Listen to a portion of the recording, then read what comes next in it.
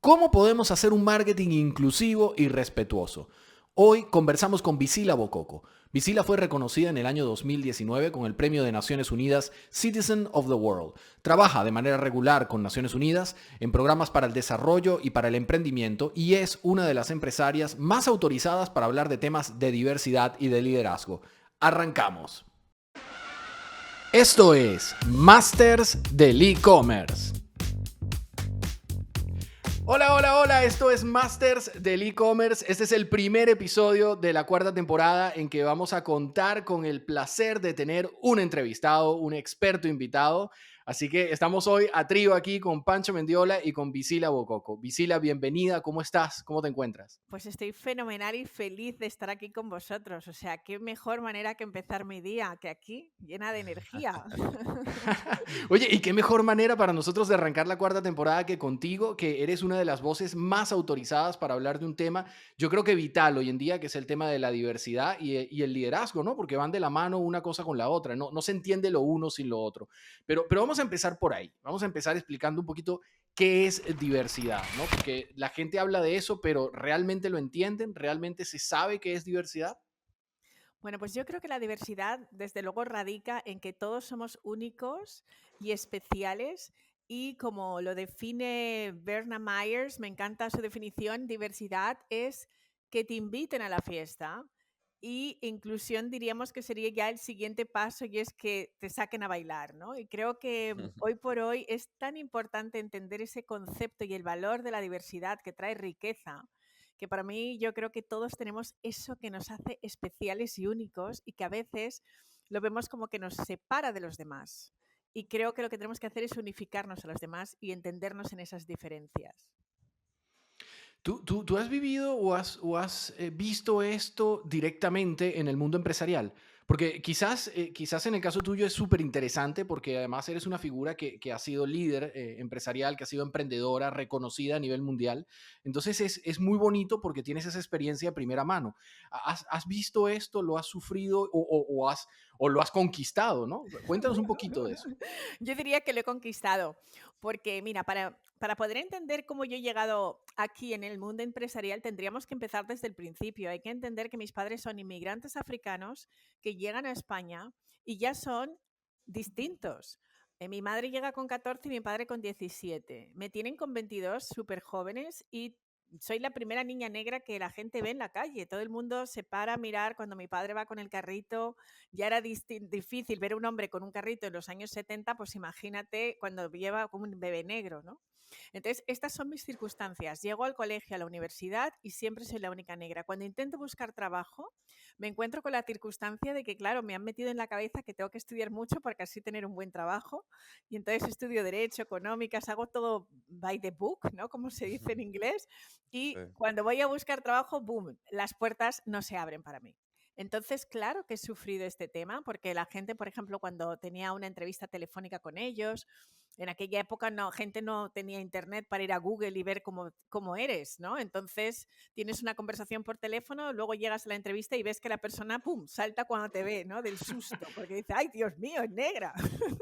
Entonces, todo esto lo he vivido, pero ¿dónde está la diferencia? La diferencia está en que las circunstancias externas del mundo, tú no las puedes cambiar, ni puedo cambiar lo que la gente piensa, pero sí que me puedo cambiar a mí misma, sí que puedo cambiar mi actitud frente a eso. Y mi actitud debe de ser de normalizarlo y cambiar esas narrativas. Y un poco lo que yo he hecho en mi trabajo ha sido cambiar esa narrativa para que en realidad estos estereotipos de lo que tiene que ser un líder, que un líder tenga todas las caras, todos los cuerpos, todos los tipos de lenguaje, de capacidades y habilidades de movilidad o de cerebro, de edad. Creo que eso tenemos mucho que ver, cada uno que se encuentra en esas diferencias es tratar de normalizarlo, porque si no eres cómplice también de las personas que no te están aceptando. Con lo cual creo que es muy importante el tema de la actitud con la que tú te enfrentas. Y así es como yo he ido conquistando y me considero una saltadora de vallas, ¿no? Visila, y Ahí nosotros también te consideramos una saltadora de vallas súper sí, exitosa, además. definitivamente. Y ahí me gustaría ahondar un poquito en ese punto que acabas de mencionar, porque estoy totalmente de acuerdo contigo. Eh, el o sea, el hecho de normalizar algo, eh, a ver, se podría entender que es una acción pasiva, ¿no? Como dejar que suceda. Pero, o sea, las cosas no suceden nada más porque sí. Entonces, esa normalización, o sea, ¿cómo tú le estás logrando? ¿Qué acciones has estado tomando para llevar esa normalización? Sobre todo pedir lo que quieres. Yo recuerdo, por ponerte un Okey, ejemplo, yo estaba en la oficina del IBEX, que era el Instituto Valenciano de la Exportación, y yo fui becaria y luego me hicieron directora de marketing, ¿no? de la oficina. Y resulta que mis jefas se iban. Entonces vino una jefa, se fue, volvió a España, vino una jefa. Y un día me llamó la directora general y me dijo, oye, Visila, ¿qué características crees que tendría que tener la nueva persona que vamos a seleccionar como directora? Porque tenemos problemas para encontrar, ¿no? Y no se quedan. Entonces yo le dije, es que no estáis mirando en el sitio correcto. La directora soy yo. Yo debo de ser la directora. Estaban buscando, en ningún momento se les ocurrió por la cabeza que yo pudiera ser directora. Entonces, muchas veces para normalizar las cosas es realmente pedirlas, tomar acción, como te has dicho, no es un tema pasivo. En ningún momento se les pasó por la cabeza. Entonces ella me dijo, ya, pero que tú eres muy joven. O sea, empezó a decirme como excusas de lo por qué no. Y yo le dije, no, pero yo te voy a decir los por qué sí. Porque llevo aquí tiempo, porque tengo el conocimiento. Es decir, que también creo que em, los sesgos y estos estereotipos ya existen en nuestra mente, en el cerebro. Venimos así de serie, es decir, las cosas que nos parecen diferentes. Si yo te digo, mira, estás en el aeropuerto, vas a hacer un viaje y cuando llegas al avión te encuentras con el piloto que sale del baño y te dice hola. Cuando yo te digo eso, ¿se te ha ocurrido por la cabeza que el piloto pueda ser negra y que sea una mujer? Si yo te pongo esa imagen, en principio, seguramente no se te ha ocurrido esa imagen. Entonces nosotros tenemos que normalizar esto, realmente pidiendo. Si no ha sido normal, normalízalo tú. Oye, eso que dices, Visila, es muy cierto y creo que nos lleva a la segunda gran pregunta, ¿no? ¿Todas las marcas deben hablar de diversidad? Porque al final hablar es la única forma de normalizar esto, ¿no? Absolutamente. Creo que las marcas tienen además, no solamente deben hacerlo, sino que es una responsabilidad. Y creo, Aunque de repente sean marcas que no tengan nada que ver con eso. Te lo digo porque ha habido casos donde esto se ha manejado muy pobremente, ¿no? mm, Ha habido intentos de hablar de diversidad que han terminado en un backlash bestial para las mismas marcas que lo han iniciado. ¿Cuál debería ser la línea o el criterio para no sonar hipócrita y para realmente aportar algo? Porque al final la idea de hablar de esto es hacer un cambio, ¿no? Es aportar. hombre, yo creo que lo primero que tienen que hacer es buscar el lenguaje inclusivo y entender muy bien a la audiencia. Es decir, la marca, su primer trabajo es invertir realmente en la investigación de quién es su audiencia. Y por otro lado, una marca comete errores porque muchas veces caen los estereotipos y ahí es donde tenemos que tener muchísimo cuidado, porque los estereotipos en realidad no nos están ayudando y eso hace que las marcas muchas veces la gente se tire encima. ¿Cómo pueden prevenir esto? Pues realmente rodeándose de personas que entiendan el valor de la diversidad y que lo conozcan. Y luego, si la empresa no es diversa por dentro, es muy difícil que su mensaje hacia afuera pueda ser. Entonces, las tripas de la empresa son las primeras que deben de entender la diversidad, comprenderla bien para luego sacar afuera y que ese producto pueda realmente llegar al máximo de audiencias posibles. Y en realidad de eso se trata, ¿no? De incluir al máximo de personas posibles y cada vez tenemos audiencias multiculturales, con lo cual tienes que saber integrar a estas audiencias. Estos desastres que algunas marcas han caído ha sido por falta de conocimiento y de investigación y que realmente se trata de un trabajo de aprendizaje donde tienen que aprender todos. Y para eso realmente te tienes que hacer la pregunta de si tu empresa está preparada para eso, tu producto está preparado para eso. Que ahí también creo que es, importante, o sea, eso que dices, a final de cuentas, lo que hace es que se crea una cultura dentro de la empresa, Ujú. y porque también ya las personas, son mucho más perceptivas, ¿no? Y creo que se dan cuenta cuando se están aprovechando de un trend, ¿no? Y están utilizando, frases así como stickers, ¿no? Ujú. Totalmente. Y la pegan por encimita de sus campañas a cuando la cultura realmente está como embebida en la organización, y creo que eso es a lo que te refieres, ¿no? O sea, que Totalmente. esté, o sea, que se sienta que viene de algo de la raíz, que la misma marca, la misma empresa, lo demuestre con ejemplos y no solamente con Ujú. con stickers, ¿no? La gente se da cuenta, ¿no? Porque Claro. creo que la transparencia es fundamental. Incluso cuando se cometen errores, la empresa debe ser también honesta y explicar que están aprendiendo, ¿sabes? Es decir, nadie te va a penalizar en realidad por equivocarte si realmente eres transparente y eres honesto. Y creo que el público, los consumidores, lo que están buscando es eso, marcas cada vez más transparentes.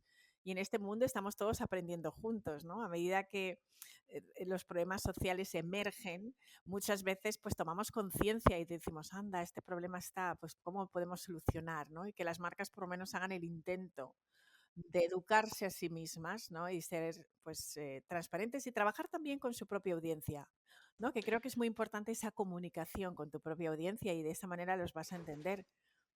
Oye, pero Visila, las audiencias son como diametralmente distintas, ¿no? O por lo menos las noto yo quizás muy diferentes en el mundo hispano, de repente lo que hay en España propiamente con lo que hay en toda Latinoamérica. A nivel de diversidad, para Mm, nosotros en Latinoamérica era mucho más normal la diversidad. De hecho, total. somos pueblos diversos por naturaleza, o sea, ya nacimos así.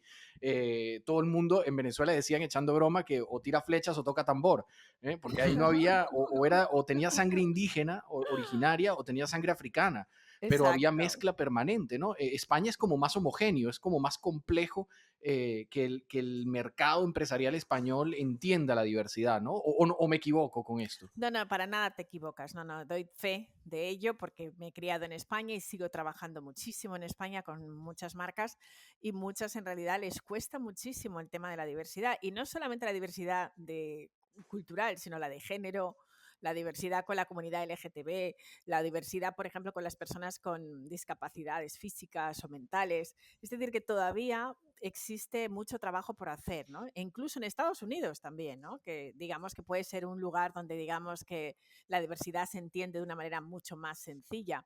Pero creo que todo el mundo está aprendiendo y en España, por ejemplo, cuesta ver diversidad en la publicidad. Cuesta muchísimo, es decir, realmente tú ver un anuncio de televisión y que de repente salga una persona negra, asiática o indígena, por así decirlo, es raro. Es decir, que todavía Justo te iba a decir que yo creo que no recuerdo el primer anuncio, y no vamos a decir el nombre, vamos a decir el pecado más no el pecador, de una famosa marca de turrones en la que yo creo que nunca jamás he visto a alguien que no sea étnicamente español, ¿no? totalmente, exacto, es así y muchísimas de las marcas tradicionales todavía siguen siendo así. Y cuando yo voy a las empresas, también siguen siendo así. Yo llevo 22 años en Estados Unidos y en realidad cuando iba a las empresas de la Comunidad Valenciana, están todas las empresas de Galicia, diferentes países, yo con mis propios ojos he visto muy pocas donde haya diversidad cultural o bien pues todo tipo de diversidad y todavía siguen en los consejos de administración siendo el mismo perfil. Es decir, de hecho, igual hay una o dos mujeres como mucho, ¿sabes? Entonces, y además también no existe la diversidad de dónde radica tu nivel sociocultural y económico. También existe este problema, ¿no? Porque también de dónde procede tu familia o de dónde viene tu familia. Así como tenemos muchos casos en Estados Unidos donde una persona que ha nacido en un ambiente socioeconómico con muchísimas dificultades, es mucho más fácil en Estados Unidos este tipo de historias que en España. Eso sigue siendo así. Ujú. ¿Tú crees que el e-commerce de repente ha venido a nivelar el campo de juego un poquito? Mira, yo soy muy fan del e-commerce y creo que el e-commerce tiene una ventaja y es que el consumidor tiene el poder. Porque no es lo mismo cuando tú entras en una tienda y alguien con muchísima psicología te va llevando al campo de venderte algo, que donde en el e-commerce haces un montón de investigación. Quieres saber a qué marca vas a comprar. Realmente, si tú no estás en consonancia con los valores de la marca, no le vas a comprar. Tienes muchísimas más opciones. Entonces, yo creo que el e-commerce, desde luego, ha llegado pues para darnos una lección a todos, entendiendo que el consumidor aquí es quien tiene el poder. Por lo tanto, sí que necesitamos tener lenguajes muchos más inclusivos, porque además tu consumidor tú no le estás viendo a la cara, ¿no? Pero el consumidor sí que te está viendo a ti. De Entonces, hecho, más o menos te ve como 22 veces antes de comprarte. Y absolutamente. y eso es lo que tú mencionas, ¿no? O sea, se educa no solamente de tu producto, sino que se educa acerca de tu marca, tus valores. Esa es la eh, estadística real, ¿no, Pancho? Más o menos 22 veces entran en una web antes de terminar de emitir la compra como tal. Bueno, al menos en mis tiendas y en las que yo administro, esta es este es el Wow. promedio, 22 sesiones antes de O llevar sea, una que te ven, compra. pero bien visto, ¿no? Sí, sí, exactamente. Y entonces, y ahora 22 veces que ya entraron a tu página, quiere decir que por lo menos lo doble de interacciones en redes sociales, a lo mejor ya vieron un video tuyo en YouTube, o ya se cercioraron de ciertas cosas en otros sitios. O sea, que estamos hablando de potencialmente, más de 50 o 60 interacciones antes de realizar una primera compra. Y ahí es donde yo estoy totalmente de acuerdo contigo, Visila, de que sí, el usuario se informa y si hay algo que no le suena o si hay algo que no hace match y hace clic, no solamente en cuanto al producto, o sea, estamos lidiando con usuarios mucho más educados, pero que también están buscando, a ver, si no están comprando en un marketplace, o sea, en los marketplaces principales, quiere decir que están comprando, o sea, están buscando algo muy específico. Cuando entra a una tienda independiente, vamos a decirle, están buscando algo muy específico. Normalmente es algo muy específico, tiene tanto que ver con el producto como con la marca y la cultura y los valores y todo, ¿no? Oye, y eso que dice Pancho se aplica a muchos de los e-commerce que hemos visto como casos de éxito en Latinoamérica, ¿no? Por ejemplo, en México hay muchos que son productos artesanos, que son, tienen una carga como marca, cargan una carga social, valga la redundancia, bestial adentro, ¿no? Tú compras allí y porque también estás apoyando ese proyecto, porque tú crees en lo que están haciendo, porque te parece que es una buena oportunidad de darle acceso a gente o a grupos sociales que están excluidos. ¿Tú crees que eso también es diversidad? Es decir, se puede hacer diversidad desde la oportunidad laboral o desde la oportunidad empresarial. El e-commerce le da ese acceso de repente a artesanos en el estado de Oaxaca, en México, que nunca hubieran podido montar una tienda porque no tenían acceso a los recursos para construirse un brick and mortar, un negocio tradicional, pero que con el e-commerce sí le pueden llegar con sus artesanías al resto del mundo. Yo estoy súper de acuerdo con eso, porque de hecho el e-commerce ahora es el gran ecualizador, porque te da la oportunidad de estar en un marketplace que de otra manera nunca hubieras podido acceder. Y por otro lado, también te ayuda a tener historias reales, porque antiguamente cuando tú comprabas las historias están prefabricadas de antes, pero ahora tienes al artesano que le estás viendo, tienes un vídeo que te ponen de cómo lo está haciendo y todo es exactamente transparente, con lo ¿Cómo, cual yo cómo es creo. eso de que las historias estaban prefabricadas? A mí me encanta toda esta parte así, de cómo nos han... Hombre, tú Yo, ibas yo a una como periodista agencia. me atrae mucho todo cómo nos han manipulado a lo largo del tiempo. Hombre, tú imagínate, tú entrabas en una agencia y les decías que querías vender esto. Y entonces la agencia de publicidad te crea una campaña perfecta, te busca la gente guapísima, estupenda, para que todo te lo cuenten. Entonces nosotros realmente no comprábamos, nos vendían, que es distinto. Entonces, claro, y además no tenías ni siquiera una selección de lo que tenías, porque si tú tenías espacios de televisión y te estás viendo un programa que te gusta y hay 4 anuncios, pues eso es lo que tienes. ¿Qué nos ha dado Internet y qué nos ha dado el e-commerce? Pues otras posibilidades, nos ha abierto un abanico, un menú increíble. Y además nos ha enseñado gente real.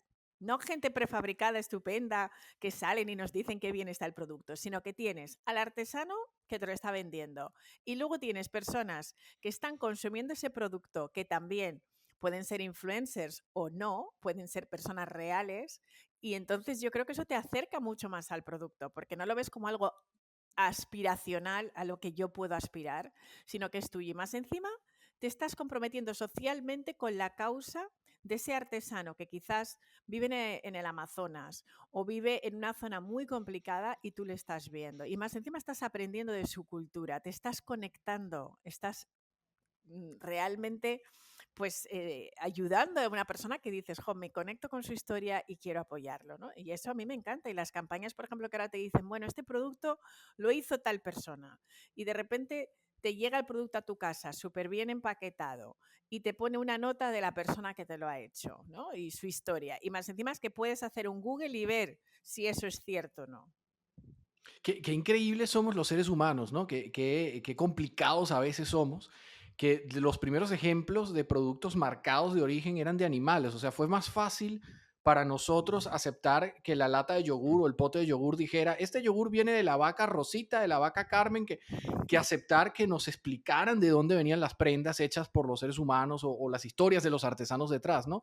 Hay mucho prejuicio todavía, Visila. ¿Tú crees que a la gente le cuesta muchísimo romper esas barreras mentales que tiene? Yo creo que cuesta mucho porque como en realidad muchas de esas barreras están en nuestro subconsciente y ni siquiera somos conscientes de que tenemos esas barreras. La única manera de cambiar esas barreras es cuando aceptas que las tienes y sabes que las tienes. La mayoría de gente no sabe que tiene estas barreras, no sabe que realmente hay un artesano ahí que está levantándose a las 4 o 5 de la mañana para ordeñar esa vaca, ¿sabes? Te conectas antes con la vaca que con la Sí, persona que hace que exacto. ese yogur vaya, te lo puedas comer, ¿no? Entonces, realmente yo creo que nos pasa eso, ¿no? Que no somos conscientes muchas veces y por eso las marcas crean conciencia. Y por eso es tan importante el storytelling. Cuéntanos las historias, cuéntanos la realidad, porque la gente sí que entiende las historias. Desde que somos muy pequeños nos encanta que nos cuenten cuentos, ¿verdad? Y es un poco como nos conectamos a nuestros abuelos, a nuestros padres. Por lo tanto, creo que las marcas abren la conciencia, nos ayudan a entender. Y cuando vemos esto, entonces es cuando el ser humano dice, anda, wow. Bueno, pues sí, Claro. ahora sí que quiero hacerlo. No, y eso que dices, del e-commerce como el ecualizador, o en este caso los medios digitales, creo que esas historias también antes, o sea, aunque se querían contar, desde diferentes puntos de vista, no había recursos. Por ejemplo, oye, pues yo como emprendedor no tengo todavía los recursos para ir a hacer mi photoshoot y todo, pues voy a agarrar fotos de stock. ¿Y qué crees? Que todas las fotos de stock son así o sea, exactamente el mismo estereotipo. De hecho, me tocó hacer el análisis de unas campañas para una consultoría que estaba dando y me decía de una empresa de acá de México y me decían, es que ¿por qué no la gente no está respondiendo a mis campañas? Pues es que ve las personas que están ahí en, en tus fotos, ¿no? O sea, o sea, no son nada como nosotros, o sea, no son mexicanos. Entonces, eh, y, y la ventaja es que ahora ya también hay plataformas que o sea, que tienen ya, están creando fotos de stock, videos de stock y todo, eh, súper, súper inclusivos, ¿no? Hablando de toda la diversidad que te imaginas, ¿no? Entonces, ya también cada vez hay más recursos, para poder contar esas historias ahora sí mostrando las personas reales, como decías tú. Ahora falta, como dices tú, hacer un poquito más de esfuerzo en hacerlo consciente, y ya hay recursos para cuando lo quieran hacer, ¿no? Totalmente, así, exacto. Oye, y a nivel de qué cosas no debemos hacer, más allá de, ya vamos a volver otra vez a lo que está diciendo Pancho, de qué sí debemos hacer, pero es importante dejar la línea en la arena clara, ¿no? Antes de continuar, de manera de que no vayamos a meter la pata. ¿Qué cosas consideras que no debería hacer una marca? Es decir, Uf, ¿dónde hay puntos donde tú dices, mira, mejor no te metas por ahí, no hagas esto, o si estás en esta condición, no lo hagas? Sobre todo para un emprendedor que está empezando, que de repente no tiene los recursos para hacer un focus group, ¿me entiendes? Para contratar una agencia de marketing y para ver el potencial impacto de una campaña en el público, porque eso cuesta dinero. ¿Qué cosas más o totalmente. menos o qué guías pudiera usar un emprendedor para no meter la pata? Bueno, pues desde luego no caer en los estereotipos ni dejarse llevar también por los trends, ¿no? Porque tu marca, para empezar, no puede hablar de cualquier tema social. ¿no? Porque mucha gente realmente se confunde porque de repente ve, oh, han matado en Nueva York a alguien. Ah, pues nada, yo también soy Black Lives Matters. Mañana soy Asian Lives Matters, ¿sabes? Entonces, mañana sí, cambio climático, ¿no? Porque es lo que está de moda. Entonces, cuidadito porque la gente entiende que tú estás realmente subiéndote al tren, que muchas de las marcas lo han hecho, de repente, boom, Claro. subirse al tren. Entonces yo creo que es muy Pancho lo sencillo. decía muy bien, ¿no? Ponerle la calcomanía Sí, Exactamente, y stickers. poner la etiquetita, ah, yo también, ¿no? Entonces yo creo que las marcas deben de comprometerse con las causas que realmente el emprendedor tiene. No se va a conectar con todas y que hable solamente de esas. O sea, es decir, si realmente te interesa el cambio climático, si realmente estás en conciencia con el medio ambiente, si te interesa, por ejemplo, la comunidad LGTB, ¿vale? Realmente comprométete con eso. Es decir, quien intenta cazar dos conejos al mismo tiempo se queda sin ninguno. Entonces creo que es muy importante que tú te quedes en tu mensaje y que tengas tu mensaje y sé fiel a tu mensaje. Y tu mensaje al final es el tuyo, no es el de la marca de al lado ni de la de tus competidores. Creo que tienes muy claro tener tus valores éticos y cuál es realmente lo que para ti es importante, ¿no? Entonces creo que eso es número uno, es comprometerte con tu propósito y ya está. Y independientemente de lo que esté pasando en el mundo, ocúpate de tu propósito, que ya es bastante. Y así también fidelizas a tu audiencia, porque te va a llegar la audiencia que realmente se conecta con ese propósito. Entonces creo que eso es importante. Y luego, pues el tema de los estereotipos también es importante tenerlo, porque tienes que tener un lenguaje inclusivo, sí, pero también coherente. Es decir, ¿cuál es tu audiencia? Si tu audiencia está muy lejos de ese mensaje, pues no vayas a ellos, ¿no? Y también tener mucho cuidado y mucha sensibilidad. Entonces yo creo que también es importante que tú te comuniques también mucho con tu audiencia para no herir las sensibilidades de tu audiencia, porque esto es muy sutil y cualquier palabra, cualquier imagen puede realmente quitarte del juego, ¿no? Sin quererlo. Entonces yo creo que es una cuestión también de no querer entrar en esto porque sí, sino meditarlo. Y aunque tengas muy pocos recursos, menos es más. Hay que ser eficientes y honestos, sobre todo, ¿no? Yo Quedarse creo con que es lo muy que de verdad importante, se puede hablar y ser extremadamente coherentes con lo que se está diciendo. totalmente. ¿Tú crees que las marcas en general están haciendo eso, Visila? O los notas un poquito tirando flechas ahí a ver qué cazan? Muchos están intentando cazar todo lo que se mueve, ¿sabes? Entonces, en muchas ocasiones, cuando están dando bombardeos a todos lados, en realidad están confundiendo a su audiencia. Y lo que no tienes que hacer es confundirla, porque la audiencia se cansa. Y entonces la audiencia al final dice, qué pesados son, ¿no? Es de repente esto, de repente lo otro. Entonces yo creo que realmente es importante eso, ¿no? No puedes representar a todos los colectivos. Representa al colectivo que te compra y sé fiel a ese colectivo. Entonces yo creo que las marcas ahora están muy confusas y además también creo que no necesitas realmente contratar a la mejor empresa para que te haga todo, sino que edúcate tú primero. Hay muchísima información allí. Puedes tener conversaciones y yo creo que muchas veces las personas que más te pueden ayudar están cerca de ti y muchas Ahí, veces no lo Visila, creo que hacemos. diste en el clavo en dos mega consejos de Pancho. No, no en vano lo tenemos como nuestro Shopify Education Partner en Latinoamérica. Ese hombre sabe un camión, como decíamos por allá, ¿no? Sabe muchísimo. Pancho siempre dice, fórmate, edúcate, averigua, porque hoy en día todo está ahí. Lo que tienes es que buscarlo. Y enfócate en los micronichos, ¿no? Los nanonichos inclusive, ¿ah, Pancho? Sí, sí, sí. Estoy completamente de acuerdo con Visila de que o sea, tienes que conocer a tu audiencia lo más que se pueda. Ya no es suficiente utilizar solamente estos segmentos, ¿no? Con los que contamos al principio de las redes sociales.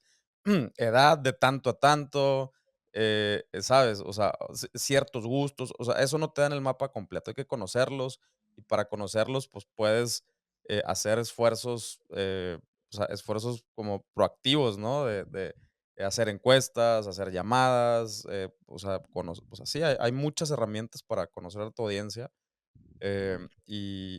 O sea, y sí, la verdad la congruencia, eh, o sea, por ejemplo, yo lo veo también en las nuevas generaciones. Mis hijos, yo tengo un niño y una niña, 10 y 9 años, y ya no los cuenteas, o sea, es más, ya no te puedes esconder de nada. Les dices: "No sé", y te dicen: "Pues búscalo", pues, ¿qué? O sea, ¿cómo que no sabes? O sea, te da flojera Googléalo, buscar, googléalo, ¿no? ¿no? Entonces, sí, las marcas tienen que ser totalmente congruentes. Oye, eso de la congruencia nos lleva ya a la siguiente pregunta, ¿no? ¿Qué podemos hacer para ser innovadores? Y aún así mantenernos congruentes, ¿no?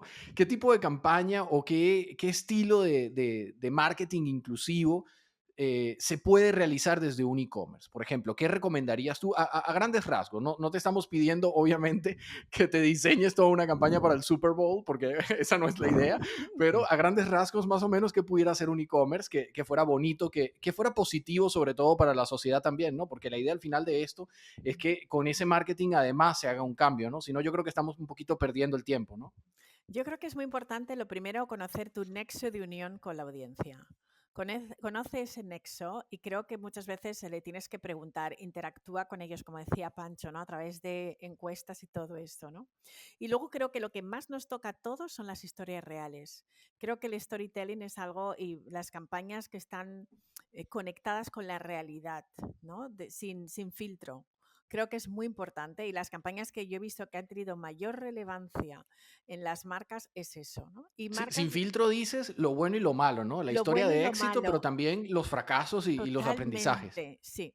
Y creo que además los emprendedores deben demostrarse como personas normales y corrientes, porque tienen dentro de sus caminos pues muchísimos claros y muchísimos oscuros, ¿no? Es decir, cuando hablamos de mi carrera, pues he tenido también muchos fracasos que para mí han sido aprendizajes y también he tenido pues momentos de gloria, pero me he caído también del podio muchas veces y creo que es importante que la audiencia sepa esto y que haya una interacción. Entonces, dentro de esas campañas que para mí son muy transparentes, donde además se presentan los equipos, creo que es muy importante. Y también, cuando eres una empresa inclusiva y participativa, en realidad también estás ayudándote de las personas que te ayudan, ¿no? Entonces creo que también es importante incluir a tu propio equipo dentro de esas campañas, que la gente sepa quiénes son, enseñarle las tripas de tu empresa, enséñale cómo realmente hacéis el producto, dónde están realmente. O sea, creo que hay mucho poder en la vulnerabilidad. Y creo que las campañas vulnerables son muchísimo más exitosas, porque con eso el ser humano siempre se conecta, a través de la empatía. ¿Tú crees, Visila, que los e-commerce realmente pueden hacer una diferencia? Más allá de que la campaña de marketing conecte con el público y pues como toda campaña de marketing el objetivo pues es vender, ¿no? Más allá de vender o más allá de generar una buena imagen de la marca, ¿tú crees que si realmente los e-commerce se dedicasen a apoyar estas causas, a apoyar la diversidad, que no es otra cosa más que levantar el velo del mundo y mostrar lo que realmente es, ¿no? Porque el mundo, no estamos descubriendo el agua tibia, siempre ha sido así. O sea, el mundo siempre ha sido diverso, es por naturaleza como es. ¿Tú Exacto. crees que los e-commerce realmente pueden hacer una diferencia en esto? ¿O esto es mejor dejárselo a los gobiernos? No sé si reírme, pero bueno, esto es mejor dejárselo a los Sí, sí, sí. gobiernos, si Yo acaso. creo que ya te has contestado la pregunta. Sí, terrible, terrible. Bueno, yo desde luego pienso que todos los problemas sociales con los que estamos lidiando ahora le toca a las empresas ahora formar parte de ellas y resolverlas. Lo hemos visto con el tema del COVID, ¿verdad? ¿Cuántos gobiernos han fallado en todas estas políticas que nos han tenido a todos confundidos, ahora sí, ahora no? Y las empresas han sido las que han tomado partido, incluso nos han educado. Con lo cual, por supuesto que los e-commerce tienen un valor social importante y creo que en la sociedad nueva que viene, porque estamos construyendo una nueva sociedad, todos los negocios y sobre todo el e-commerce, porque ahora compramos muchísimo a través de las plataformas de Internet, creo que tienen una obligación. Y sobre todo la educación es la educación. O sea, el e-commerce tiene la obligación de educar a su usuario. Y creo que eso es una responsabilidad. Y por otro lado, a través de esos mensajes potentes, de crear conciencia. Ya nos hemos dado cuenta de que todo ese poder que le dimos a los gobiernos nos ha fallado, ¿verdad? O sea, y esto a todos los niveles, ¿no? En el mundo occidental, en todos sitios. Por lo tanto, tienen que trabajar combinados. Es decir, la sociedad civil y la sociedad pública deben de trabajar conjuntamente para que estos mensajes lleguen realmente a todas las comunidades, ¿no? Implicadas. Y para eso creo que hay una gran responsabilidad. Cuando tú haces tu producto, tienes que entender cuál es el valor y cómo estoy contribuyendo a la sociedad con este producto. Eso creo que ese va a ser el éxito también de las marcas que triunfen en el e-commerce. Para cerrar, Visila, ¿qué consejo le darías a un emprendedor que te esté escuchando en este momento y que diga, mira, yo siento que tengo algo que decir, ¿no? Porque ya establecimos que si no tienes nada que decir, mejor quédate callado. No, es mejor Totalmente. que no vayas a meter la pata, pero un emprendedor que de repente diga, mira, yo sí siento que conecto, yo sí tengo una historia que contar, yo sí puedo dirigirme a un grupo en particular o relatar una historia de diversidad. Ujú. ¿Cuál sería tu principal consejo? ¿Qué es lo que tú le dirías que se llevara en la cabeza como idea base, como idea corazón, de cómo hacer un marketing para la diversidad? Bueno, lo primero que le diría es que no se fije en los resultados, sino que se fije en su porqué. ¿Para qué quiere dar ese mensaje? Y que, sobre todo para los emprendedores pequeños, muchas veces pensamos que como somos pequeños no vamos a llegar a audiencias grandes, ¿no? Entonces yo creo que menos es más y que ese mensaje, aunque llegue a una sola persona, aunque ese mensaje cambie la vida de una persona, ya has hecho algo para cambiar el mundo, porque esa persona también irá a otra y a otra. Con lo cual, mi consejo sería, desde luego, que se animen, que si tiene un mensaje, que realmente se comprometa con su propósito y con su para qué, su why, que es muy importante. Y que no se fije en su tamaño, porque todo el mundo empieza poquito a poco, paso a paso, y esos principios son muy difíciles. Pero yo le diría tampoco que se rinda, que siga saltando una valla y luego otra, y que si se cae y que no acierta la primera vez en el mensaje, que tampoco pasa nada. Al final, el emprendedor es un camino, no es un destino. Y eso es un poco lo que tiene que ver, ¿no? Muchas gracias por acompañarnos en Masters del E-Commerce. Los esperamos en el próximo episodio.